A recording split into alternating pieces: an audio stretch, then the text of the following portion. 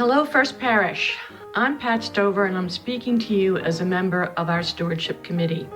As hopefully you're all aware by now, our stewardship campaign began at the end of February and is running through March.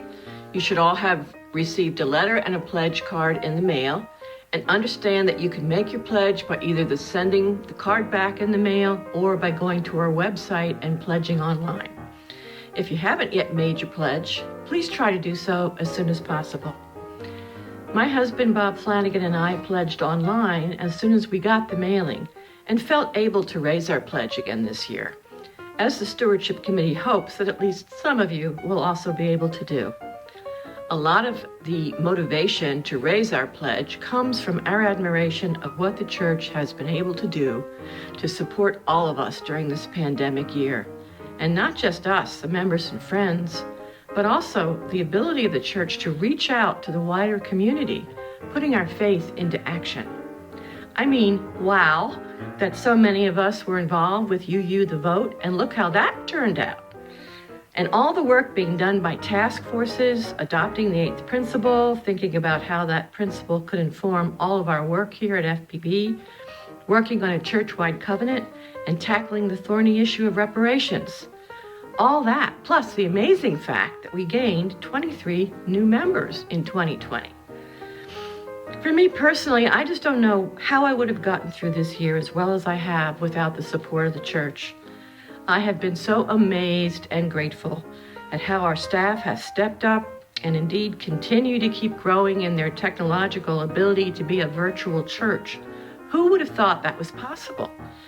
I look forward to Sunday services on Zoom. I'm amazed and delighted that such services are possible, so creative, so fun, continuing to connect us with each other in spite of the fact that we're not physically together. Committee meetings on Zoom? Well, I can honestly say that most of the time I look forward to those too, especially the ability to check in personally with each member, see how we're doing, offer support where needed, get support where needed. My respect and admiration for my FPB colleagues has grown even higher and deeper this pandemic year. We have risen to the challenge, staff and members and friends, and I am so grateful to be a member of this beloved community. As I was writing this message, the words amazed and grateful kept cropping up. Perhaps you noticed that.